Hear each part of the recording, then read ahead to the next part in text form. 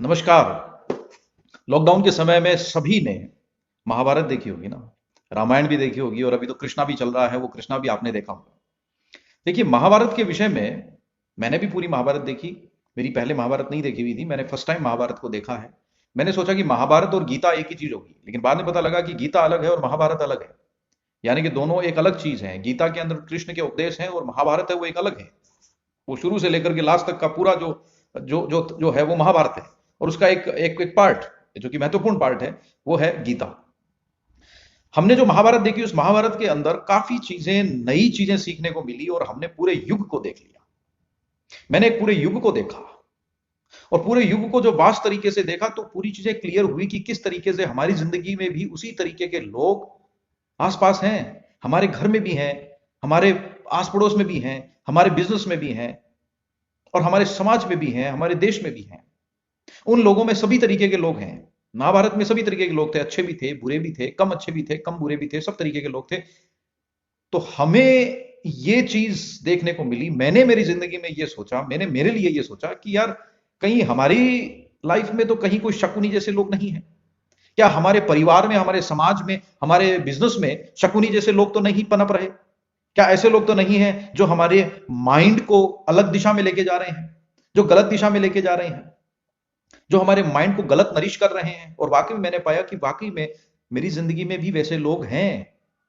क्या हमारे समाज में, हमारे घर में, हमारे पास, या फिर हम खुद क्या दुर्योधन जैसे हैं जो कि सिर्फ और सिर्फ अपनी महत्वाकांक्षा को लेकर के आगे बढ़ रहे हैं, सिर्फ अपने स्वार्थ को लेकर आगे बढ़ रहे हैं?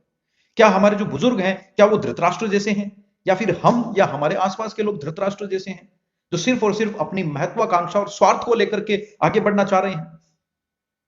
मैंने ये चेक किया कि जब ये इस युग में हो रहा है, उस युग में हो रहा था, तो इस युग में तो बहुत ज्यादा होना चाहिए।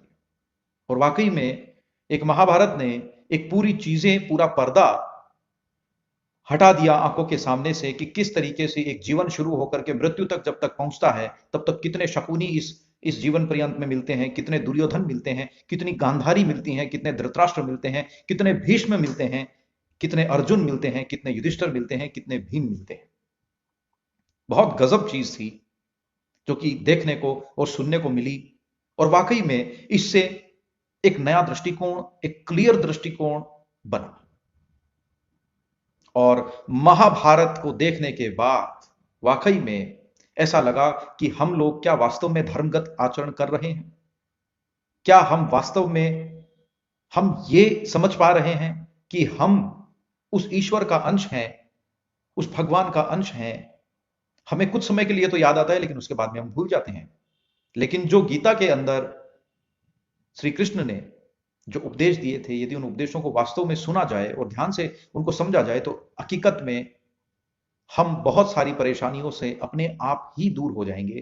क्योंकि वो परेशानियां हमने खुद ने ही क्रिएट कर रखी हैं, हमारी महत्वाकांक्षाओं ने बना रखी है, जबकि वो परेशानियां है ही नहीं। वो परेशानियां कहीं नहीं है।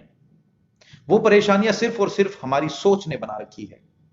यदि हमारी सोच वास्तव में ये हो जाए कि हम लोग सिर्फ एक ईश्वर का अंश हैं और हम लोग ईश्वर की योजना के द्वारा ही यहां पर भेजे गए हैं और उसने जो योजना बना रखी है उसी योजना के अनुसार हमें चलना है, तो हमारी जिंदगी में कोई भी परेशानी आने का सवाल ही नहीं है। हम लोग उसे पाने की चाह करते हैं जो हमारे योग्य ही नहीं, या हम उसके योग्य नहीं, हम उस चीज को पाने की चाह रखते हैं।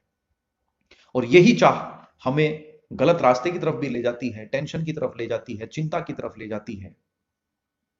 और यदि हम एक संतोष के साथ में एक सुखप्रद जीवन जीना चाहें तो इस लॉकडाउन में हमने ये महसूस किया था कि वाकई में जीवन को जीने के लिए तो बहुत कम की आवश्यकता है, सुखपूर्वक जीवन जीने के लिए। लेकिन महत्वाकांक्षा के साथ में जीवन जीने के लिए बहुत ज्यादा परेशानी का सामना करना पड़ सकता है। एक महाभारत ने बहुत अच्छा रोल हमें हमें एक पूरा जीवन चरित्र दिखा दिया।